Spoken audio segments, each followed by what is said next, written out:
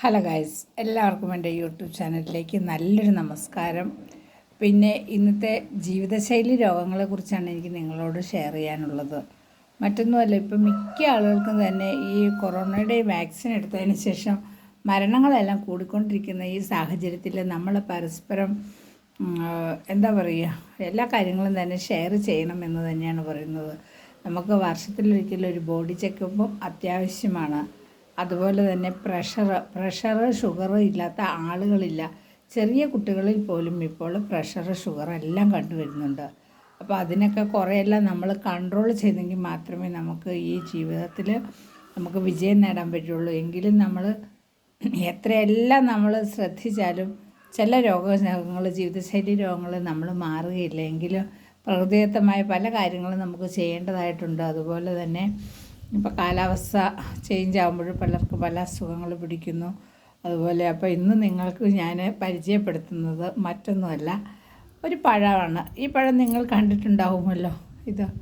ഇത് മിക്ക വീടുകളിലും ഇപ്പോൾ വച്ച് പിടിപ്പിക്കുന്നുണ്ട്. ഈ പഴത്തിൻ്റെ പേര് മക്കോട്ട ദേവ എന്ന് പറഞ്ഞാൽ പ്രഷറിനും ഷുഗറിനും ഏറ്റവും നല്ലതാണെന്നാണ് പറയുന്നത്. ഇത് നമ്മുടെ അടക്കയുടെ തൊലി പോലെ ഇരിക്കും. ഇത് ചീവി വെയിലത്തിട്ട് നന്നായിട്ട് ഉണക്കി ടിന്നിലാക്കി വയ്ക്കണം. എന്നിട്ട് വെള്ളം തിളപ്പിക്കുമ്പോൾ നമ്മൾ ആ വെള്ളത്തിലിട്ട് നന്നായിട്ട് തിളപ്പിച്ചതിന് ശേഷം ആ വെള്ളം കുടിക്കുകയാണെങ്കിൽ ഷുഗറും പ്രഷറും കുറയുമെന്നാണ് പറയുന്നത്. അതുപോലെ തന്നെ വേറൊരു പ്രധാനപ്പെട്ട ഇലയാണ് കരിനെച്ചിയുടെ ഇല.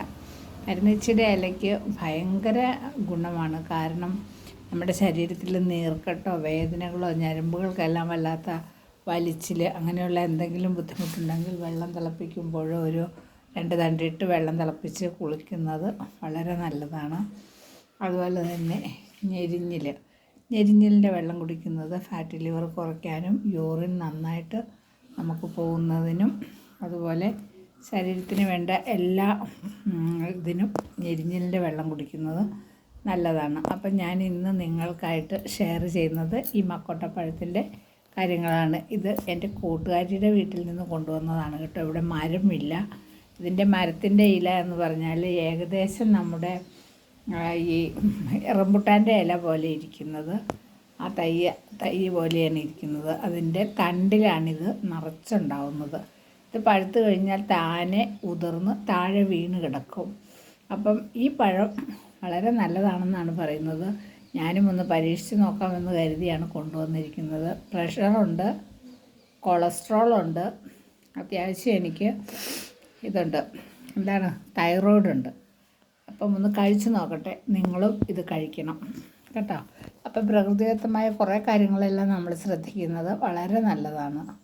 Okay guys, by.